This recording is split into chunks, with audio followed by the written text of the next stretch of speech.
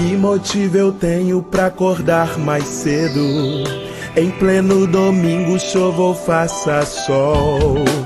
Se não for trabalho ou então diversão, algo que eu faça por obrigação. Eu tenho motivo pra acordar mais cedo. Em pleno domingo, chova ou faça sol. Vou te encontrar na escola dominical, que faz o domingo ser especial. Escola dominical, feita pra mim, pra você. Espaço pra crescer e a Bíblia conhecer, sempre junto com você. Escola dominical, feita pra mim, pra você. Espaço pra crescer e a Bíblia conhecer, sempre junto com você. Que motivo eu tenho pra acordar mais cedo? Em pleno domingo, chova ou faça sol. Se não for trabalho ou então diversão, algo que eu faça por obrigação. Eu tenho motivo pra acordar mais cedo. Em pleno domingo, chova ou faça sol. Vou te encontrar na escola dominical, que faz o domingo ser especial. Escola dominical, feita pra mim, pra você. Espaço pra crescer e a Bíblia conhecer, sempre junto com você. Escola dominical, feita pra mim, pra você. Espaço pra crescer e a Bíblia conhecer, sempre junto com você. Escola dominical, feita pra mim, pra você. Espaço pra crescer e a Bíblia conhecer, sempre junto com você. Sempre junto com você. Sempre junto com você. Graça e paz a todos que nos acompanham aqui no canal Palavra Viva e Fiel. Vamos para mais uma lição do nosso abençoado último trimestre do ano de 2022. E você já se inscreva no nosso canal, curta, compartilhe, comente, espalhe a boa semente aos corações. Nossa terceira lição do trimestre está em Marcos capítulo 4, as parábolas do servo. Nosso texto áureo está em Marcos capítulo 4, versículo 28. Os que foram semeados em boa terra são aqueles que ouvem a palavra e a recebem, frutificando a 30, a 60 e a 100 por um. Nossa leitura bíblica está em Marcos capítulo 4, versículos 3 a 34. A verdade prática nos ensina que fomos chamados para frutificar abundantemente no reino de Deus. Na introdução do nosso comentário, aprendemos que Marcos é um evangelho de ação, digamos assim, um evangelho em ritmo de aventura. Contém, portanto, poucos ensinos e poucas parábolas, apenas 6 parábolas, das quais 4 estão neste capítulo. As outras 2 parábolas são a parábola dos lavradores maus, que está no capítulo 12, e a parábola da figueira que brota, no capítulo 13. A parábola da semente que cresce automaticamente é exclusiva do Evangelho de Marcos. Apenas para lembrar, Jesus contou cerca de 40, alguns falam em até mais, cerca de 60 parábolas. Então, veja que o Evangelho de Marcos relata cerca de 10% apenas das parábolas que Jesus contou. Isso porque esse evangelho ele é mais voltado para o que Jesus fez e não necessariamente para aquilo que Jesus ensinou. Lembrando que Marcos escreveu seu evangelho voltado para os romanos. Os romanos eles não tinham muito enfoque no estudo, na meditação, em sermões, parábolas. Isso não era algo que lhes chamava a atenção. Para eles, o que importava era o que o personagem fez, a ação. Dessa forma, Marcos se destaca neste componente no seu evangelho. Vamos então aqui no primeiro tópico, a parábola do semeador. Ela é tão importante que Jesus deixou claro que ela serviria como padrão para as demais parábolas. Perguntou-lhes: não entendeis esta parábola? Como compreendereis todas as parábolas?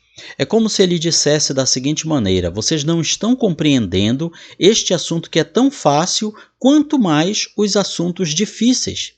E por que Jesus usava parábolas? Para ensinar as verdades eternas. Ele não usava parábolas por desejar ocultar a verdade, negar salvação. O problema de não entender é o coração humano. A chave para acessar o significado das parábolas está em ter um coração aberto, humilde e sensível. E seria algo semelhante ao que nós verificamos quando é ensinado algum tipo de matéria secular, como português, matemática e outras disciplinas. Às vezes, o assunto é fácil de ser entendido, porém a mente do aluno não está voltada para aquele conteúdo ou ele tem lacunas na sua aprendizagem que o impedem de compreender aquele assunto, mesmo sendo um assunto relativamente simples. A parábola do semeador está nos 3 evangelhos sinóticos, Marcos, capítulo 4, Mateus, capítulo 13 e Lucas, capítulo 8. Ela foi considerada pelo próprio Senhor Jesus como chave para compreender todas as demais parábolas, na medida em que revela com impressionante simplicidade a terrível problemática do coração humano.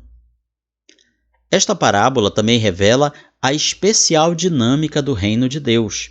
O reino de Deus, ele não acontece de acordo com as expectativas humanas. Ele não segue os padrões esperados pela humanidade. Ele tem o seu próprio ritmo, a sua própria dinâmica.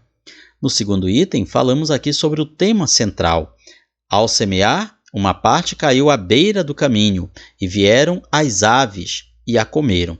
Nesta parábola, o solo representa o coração humano. A parábola do semeador ajudou os discípulos a entender o porquê de Jesus não se impressionar com grandes multidões, já que ele sabia que a maioria daquelas pessoas era solo infértil, solo improdutivo, corações inapropriados ao cultivo da boa semente. Aprendemos então aqui com Jesus a não nos impressionarmos com multidões ou com a falta delas. Quantas vezes nós sentimos desanimados porque a nossa pregação parece que é acolhida por tão poucas pessoas. Parece que a grande maioria não dá ouvidos àquilo que ensinamos. Não nos impressionemos por isso. Afinal, as multidões nunca foram consideradas um elemento importante na dinâmica do reino. Jesus nos ensina, portanto, a concentrar-nos naquilo que realmente importa, naqueles corações que são solo produtivo para o Evangelho. De fato, muitos que ouvem a Jesus ou que vêm a Cristo têm corações insensíveis, solo endurecido, solo pisado pelos homens. É o que a Bíblia fala nesta parábola e chama de a beira do caminho, os lugares que já foram tão pisados que agora se endureceram. Há muitos que têm o coração assim. São corações insensíveis ao Evangelho. São movidos por outros interesses, indiferentes à palavra ou até mesmo resistentes à parábola. Por isso, Satanás retira com facilidade a semente dos seus corações. São pessoas que ouvem o Evangelho, têm contato com o Evangelho, mas não deixam frutificar porque seus corações são insensíveis, são duros. Outros possuem corações superficiais, é o chamado solo pedregoso. Ou seja, aquele solo onde existe uma fina camada em que a semente pode germinar, mas embaixo dela é apenas pedra. Ou seja, a semente não tem como se desenvolver, a semente não tem como criar raiz naquele coração, que é um coração pedregoso. Até são pessoas que recebem alegremente a palavra num primeiro momento, mas tudo não passa de uma ligeira experiência emocional. Logo, com as primeiras aflições e angústias, se decepcionam com a vida cristã e desistem da fé. Essa é a realidade de muitas pessoas, que aceitam a Cristo por emoção, mas rapidamente o deixam na tribulação. Existem ainda os que têm um coração dividido. é o chamado solo espinhoso. É a semente que caiu entre os espinhos. São os que recebem a palavra com alegria, até conseguem criar raízes, até conseguem se firmar na fé. Porém, as preocupações mundanas, que representam os espinhos, disputam ferozmente a atenção do seu coração. Que atenções mundanas são essas? São as mais diversas: riqueza, poder, fama, os cuidados desta vida, diz a palavra de Deus. Dessa forma, a semente nasce, a semente se desenvolve, mas não gera frutos, porque não tem como produzir frutos em meio aos espinhos. Mas, felizmente, existem os corações acolhedores. É a boa terra, o solo fértil. São servos corajosos e frutíferos que amam ao Senhor de todo o coração. Esses triunfam sobre o diabo, a carne e o mundo, que são os 3 grandes inimigos do coração humano revelados ao longo da parábola.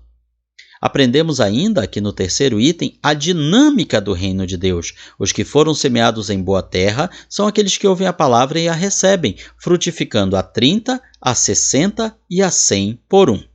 Para quem olha de longe, para um observador superficial, essa parábola pode ser até desencorajadora. Afinal, o semeador parece distraído, joga sementes em locais que claramente não darão resultado. A semente também parece frágil, depende de condições perfeitas de semeadura. Não é uma semente resistente, uma semente que pode nascer em qualquer lugar. Mas assim é o verdadeiro evangelho.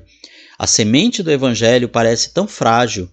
Quantas vezes parece que o evangelho verdadeiro não vai conseguir frutificar nos corações?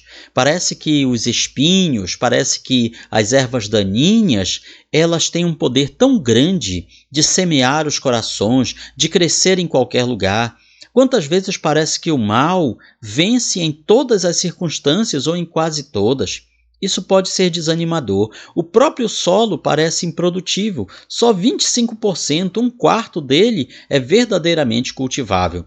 A parábola ela mostra uma ação humana um tanto desordenada, até mesmo displicente, em meio a um cenário altamente adverso. Às vezes o evangelho parece assim também. Às vezes parece que as igrejas, os pregadores, os líderes religiosos agem de forma desordenada, agem de forma descuidada, agem de forma até mesmo caótica, sem organização. Ou seja, tudo aponta para uma colheita desastrosa. Tudo aponta para a situação, para a conclusão de que vai ser ruim, não dará bom resultado. Isso nos mostra as expectativas culturais e espirituais equivocadas que as pessoas tinham a respeito do Messias. As pessoas da época esperavam um rei conquistador, forte, poderoso, que comandasse aquela ação militar gigantesca, aquela onda arrasadora, que libertasse o povo judeu da opressão romana. E por incrível que pareça, é o que muitos esperam hoje também. Esperam um Messias, esperam um Jesus que está mais para um super-herói, para um Superman, do que para qualquer outra coisa. Um Jesus que, através da pregação do Evangelho, transforme o mundo de uma hora para outra num enorme paraíso. Então, nesse contexto, a parábola do semeador serve como uma ferramenta pedagógica para corrigir essas expectativas. Apesar de tudo apontar para um resultado ruim, a colheita acaba sendo impressionante, frutificando a 30 por 1, a 60 por 1, a 100 por 1. Ou seja, 30, 60, 100 representando as quantidades enormes em relação a cada uma daquelas sementes. Portanto, é uma colheita sobrenatural. A parábola revela a especial dinâmica do reino de Deus em Jesus. Um começo humilde, um começo sem parecer nem formosura, um pregador maltrapilho de uma região desconhecida do Império Romano, de uma das províncias mais afastadas, um local onde nada parecia vir que pudesse ser relevante. Mas a garantia de frutos miraculosamente desproporcionais para as circunstâncias da semeadura e os méritos humanos. Ou seja, menos de um século depois da época que Jesus vive, o Evangelho já tinha se espalhado pelo Império Romano. Claro que não havia ainda conquistado todos os corações, mas ele já havia se tornado conhecido. No final do livro de Atos dos Apóstolos, eventos que acontecem lá pela volta do ano 50 a 60 depois de Cristo, nós vemos que por toda parte já se falava desta nova religião, desta nova pregação, desse evangelho das boas novas. Tudo isso em uma época que não havia redes sociais, não havia radiocomunicações, veículos de comunicação de massa, não havia as ferramentas que nós temos hoje para a propagação da boa nova. Mas ainda assim, fazendo um trabalho de formiguinha, os cristãos daquela época conseguiram tornar o evangelho conhecido a todas as pessoas.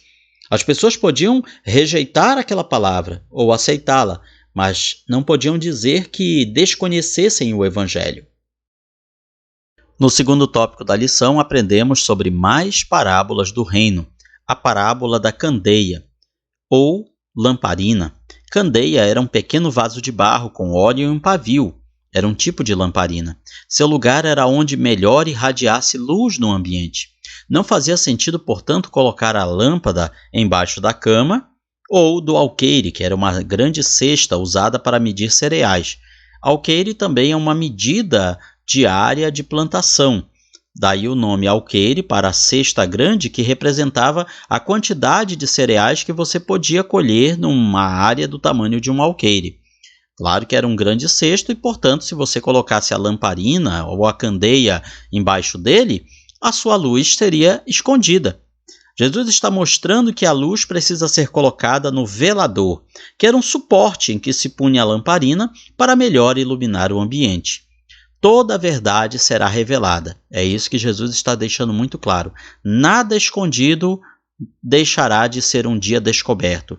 As verdades do reino de Deus, que tinham ficado escondidas durante o Antigo Testamento, agora estavam enfim sendo reveladas em Cristo. Essa é uma reclamação que nós ouvimos muitos teólogos e estudiosos da Bíblia falar sem sentido nos dias de hoje. Mas onde está tal doutrina ou tal ensino no Antigo Testamento? Não está ali de forma clara? É verdade, muitas verdades do Novo Testamento, eles não estão claramente demonstrados no Antigo Testamento. No entanto, eles foram revelados já no Novo Testamento através de Cristo. Verdades que passaram despercebidas a muitos rabinos, mestres da lei, escribas, estudiosos do Antigo Testamento, mas que foram reveladas através de Jesus Cristo. Atentai no que ouvis. Com a medida com que tiverdes medido, vos medirão também, e ainda se vos acrescentará. É um provérbio popular judaico derivado do comércio, que aponta para uma ideia de transação justa, ou seja, você será medido do jeito que mediu. Aqui também significa que ouvir atentamente o ensino de Cristo gerará recompensas. Entretanto, para aqueles que não respondam em reciprocidade, até o que têm lhes será tirado. Ou seja, Deus fará justiça, de uma maneira ou de outra, mesmo que não entendamos. Com isso, Jesus fazia severas críticas, em especial aos judeus da época e os líderes religiosos, obviamente, que estavam escondendo a luz da palavra de Deus debaixo de uma grossa camada de religiosidade externa, tradições humanas e busca por glória própria. Ou seja, no afã de se mostrarem os melhores religiosos da época, eles estavam escondendo às pessoas o verdadeiro sentido da palavra de Deus. No segundo item do segundo tópico, nós lemos sobre a parábola da semente que cresce automaticamente. É uma parábola que só encontramos em Marcos. Num certo sentido, é uma variante da parábola do semeador. Mesmo no caso dos corações que são acolhedores à palavra, o solo fértil, gerar frutos envolve um processo misterioso. Misterioso é o sentido da parábola dessa semente. É uma semente que cresce sozinha. Ele fala, Jesus em sua fala, como se depois dormisse e se levantasse de noite e de dia, e a semente germinasse e crescesse não sabendo ele como. O que aprendemos com isso? Que a semente do Evangelho ela não obedece à lógica humana. Quantas vezes realizamos eventos de evangelização, de discipulado, projetos sociais, na esperança, na verdade, na certeza de que eles darão frutos maravilhosos. E isso não acontece. E outras vezes realizamos projetos e ações que achamos que não darão resultado algum, e eles trazem um resultado maravilhoso e miraculoso. Aprendemos então com isso que a dinâmica do reino de Deus não segue a lógica humana, não segue os padrões humanos. As estratégias de crescimento da igreja, elas não seguem um padrão que possa ser mensurado ou que possa ser previsto através da lógica humana. É isso que Jesus quer nos ensinar através dessa parábola. A parábola da semente aponta também para a inevitabilidade da vinda do reino, ou seja, o reino de Deus ele virá, quer as pessoas queiram ou não, quer as pessoas acreditem ou não. O semeador semeia. Semeador é cada um de nós, é cada cristão. A nós cabe semear e depois só lhe cabe observar o natural desenvolvimento da semente na terra. Aprendemos então que a nossa tarefa de semeador, ela não pode ser prevista, ela não pode ser mensurada, ela não pode ser quantificada com exatidão, porque só Deus sabe onde a semente vai frutificar, quais os locais, quais as pessoas, quais os métodos que realmente atingirão uma quantidade enorme de corações e darão bons frutos. A nós cabe apenas semear de todas as formas que nós assim pudermos. O escritor Champlin afirma que nada pode resistir para sempre à força da semente, já que a sua eficácia é assegurada pelo senhorio de Deus, e nesse poder os discípulos poderiam depender serenamente. Essa parábola acalma discípulos ansiosos, aqueles que desejam praticar medidas mais agressivas, mais imediatas para estabelecer o reino. Quantas vezes queremos que o reino de Deus alcance resultados maravilhosos e miraculosos, seguindo os nossos próprios esforços e padrões? E Deus, ele nos mostra, através dessa parábola, que não vai seguir a nossa lógica, não vai seguir os nossos esforços. No terceiro item, falamos sobre a parábola do grão de mostarda. É como um grão de mostarda que, quando semeado, é a menor de todas as sementes sobre a terra. A semente da mostarda é minúscula. Na cultura da época, sua invocação era um conhecido provérbio para destacar tudo que era muito pequeno. Contudo, o seu arbusto, a sua planta, pode chegar de 3 a 4 metros de altura, proporcionando inclusive refúgio para as aves do céu. Jesus faz desse dito proverbial uma bela ilustração do mundo espiritual, mostrando a ideia de alcance abrangente do seu reino, ou seja, que o seu reino não seria apenas para o povo israelita, mas para todas as nações. Também há um contraste entre a singeleza da semeadura, entre você semear uma semente tão pequena, mas a grandiosidade da colheita.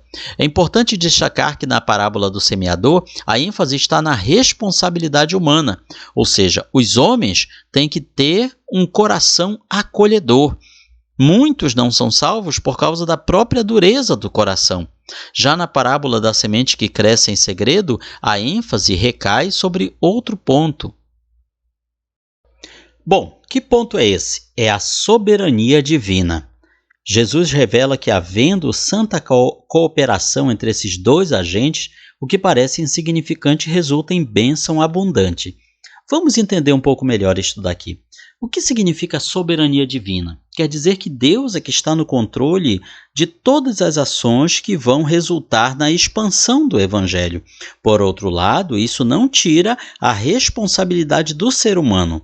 Veja que isso também vai apontar para esse grande debate que já demora muitos séculos, a questão entre calvinismo e arminianismo, a questão entre o livre-arbítrio do ser humano e a soberania divina. Até que ponto um prevalece mais do que o outro? De que forma ambos cooperam? Esse é um debate que tem durado gerações, tem levantado teólogos de peso dos dois lados, mas o que Jesus está dizendo aqui para nós é o seguinte: a soberania divina não deixa de agir pelo livre-arbítrio humano, e o livre-arbítrio humano não anula a soberania divina. Portanto, o processo de implantação do reino de Deus através do Evangelho, ele precisa desses dois componentes, eles interagem entre si de forma harmônica, tanto a responsabilidade humana, o livre-arbítrio humano, quanto a soberania divina. Um não anula o outro. Vamos então ao terceiro e último tópico desta terceira lição, agora em Marcos capítulo 4, versículos 35 a 41. A conhecida história de Jesus acalmando a tempestade. Jesus passa das aulas teóricas para uma aula prática. Ele leva os seus discípulos para onde? Para junto ao mar, o mar da Galileia. Ele lhes disse: passemos para a outra margem. Marcos é o que mais relata detalhes desse evento. Mateus e Lucas também mencionam este evento de Jesus acalmando a tempestade, mas eles não relatam tantos detalhes. O cenário agora é o Mar da Galileia, também chamado de Lago de Tiberíades. É o mais rico em detalhes e veja como Marcos coloca a hora do dia, a presença de outros barcos que o seguiam e o fato de Jesus dormir sobre um travesseiro. O Mar da Galileia é um grande lago de água doce com uma extensão de 166 km². Sua superfície está muito abaixo do nível do mar, em uma bacia cercada por montes e montanhas bastante íngremes. Quase 50 km a nordeste está o Monte Hermon, a 2.804 metros acima do nível do mar. O contato do ar frio do alto com o ar quente que sobe do lago faz com que até hoje seja comum na região a ocorrência de fortes tempestades. Então, no segundo item, lemos sobre a confiança de Jesus.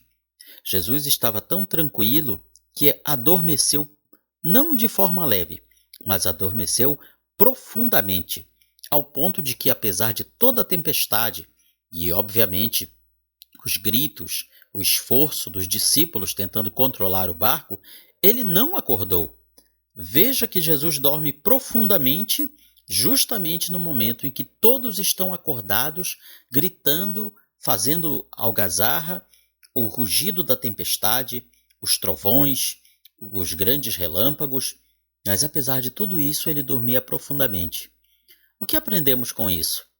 Muitas vezes na nossa vida, as tempestades rugem, as tempestades barulham, nós gritamos, nos angustiamos e parece que Deus está dormindo. Parece que Deus está totalmente alheio à nossa situação, ao nosso barco sendo jogado de um lado para o outro. Aprendemos que às vezes parece assim no nosso viver. Destaca ainda o nosso comentarista que aparentemente outros barcos estavam ali no lago de Tiberíades, no Mar da Galileia, o que mostra que no início o clima parecia tranquilo, propício para a navegação. Quantas vezes na nossa vida parece que teremos céu de brigadeiro, parece que teremos pela frente uma época de trégua, de vitórias, de calmarias. Mas num instante tudo muda.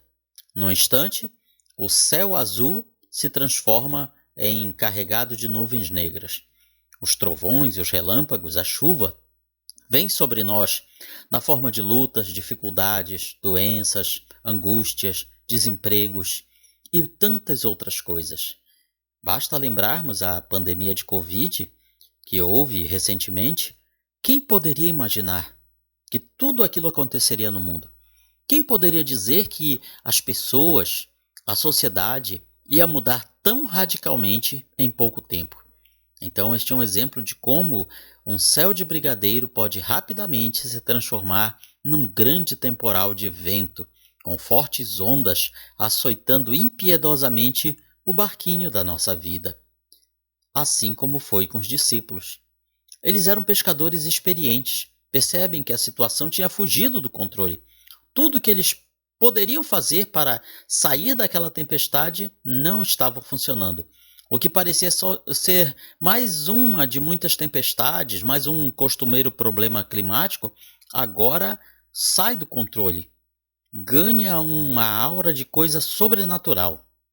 Algo que somente por um milagre poderiam evitar a tragédia. Em contraste com toda essa aflição dos discípulos, Jesus estava tranquilo. A única vez que vemos o servo dormindo é durante uma assustadora tempestade. Aprendemos, então, que às vezes Deus parece dormir nas tempestades da nossa vida. Jesus descansa confiante que Deus cuidará dele e que cuidará da semente que ele tinha plantado. Isso porque Jesus estava cumprindo a vontade do Pai. Ele não era um Jonas fugindo da ordem divina para dentro da tempestade. No terceiro item do terceiro tópico, lemos sobre a manifestação do poder de Jesus. Jesus é despertado não pela fúria da natureza, mas pelo sarcasmo dos homens. Mestre, não estás vendo que estamos perecendo? Esse sarcasmo, misturado com angústia, com medo, com terror, é plenamente justificado, afinal, eles estavam em risco de vida. E o resultado, todos conhecemos: o servo de Deus, Jesus Cristo, volta-se para o vento e o mar e com autoridade repreende-os. Poder esse que nenhum dos outros profetas, reis, homens e mulheres de Deus no Antigo Testamento tinham conseguido resolver. Nenhum deles tinha feito um sinal tão grandioso.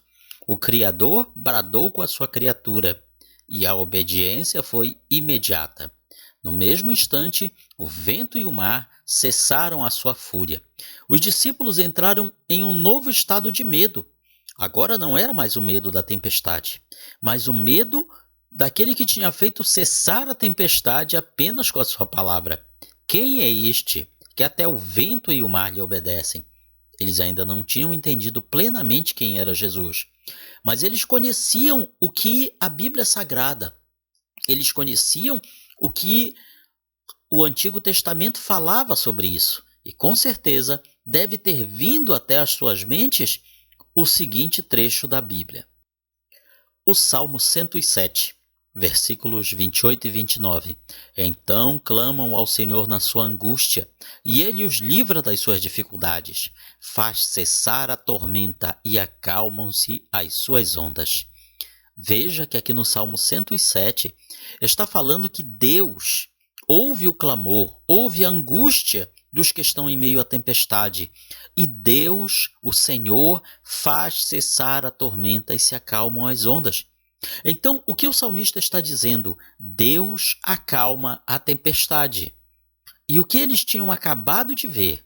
Um homem acalmando a tempestade com apenas a sua ordem. Como não deduzir que este homem não era um simples homem, mas sim o próprio Deus ali com eles? Por isso eles perguntam com medo: quem é este que até o vento e o mar obedecem? A resposta havia uma só. Afinal, a resposta estava aqui no Salmo 107. O único que faz o vento e o mar cessarem é Deus, é o Senhor, é o Jeová, o Yahvé, o Yehová. O tetragrama clamam ao Senhor. O nome aqui, Senhor, está representando quem? O tetragrama sagrado, o nome sagrado de Deus.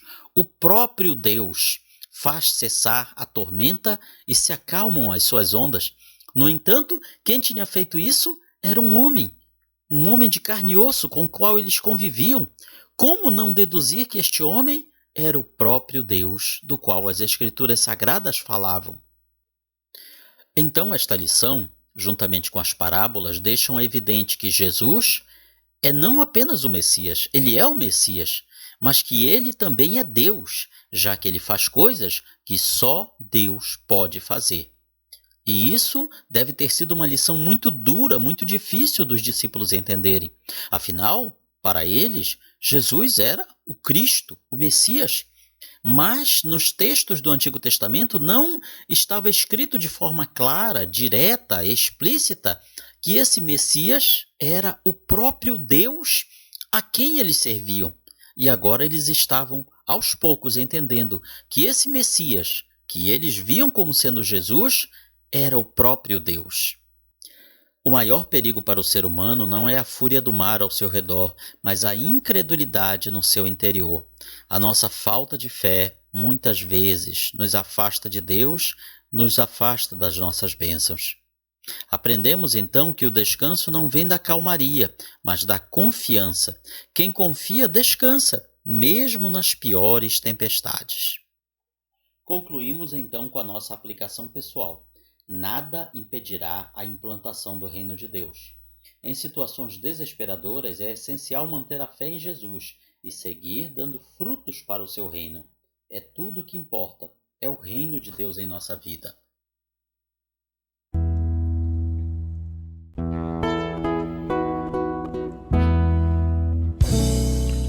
Findou-se o tempo de estudo da escola dominical. Boa lição aprendemos do nosso Pai Celestial. Despede-nos, Jesus Cristo, em tua paz e amor, e nos concede para sempre o teu celeste favor. Aos visitantes e amigos agradecemos também. Que a paz de Deus reine em todos, e até domingo que vem. E até domingo que vem. E até domingo que vem.